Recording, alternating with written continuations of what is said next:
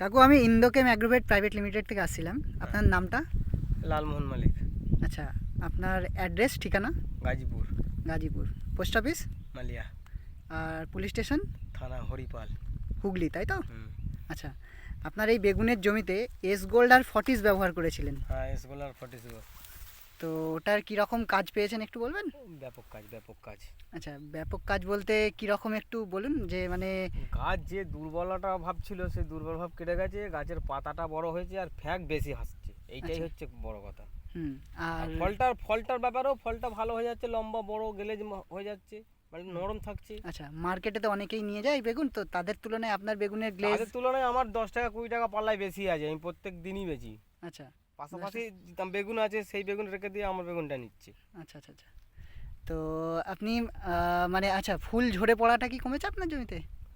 ফুল আগে একটু কুয়াশাটা ছিল বলে একটু ফুল কম এসেছিল, এবারে ফুল আবার বেশি আসে দেখছি। হুম। না, আমরা সেদিকে বলেছিলাম যে আপনার ফুল ফল ঝরে পড়ে যাওয়া কমে যাবে, হ্যাঁ, কমে গেছে। তো সেইটা কি আপনার কমেছে, তাই তো? হুম।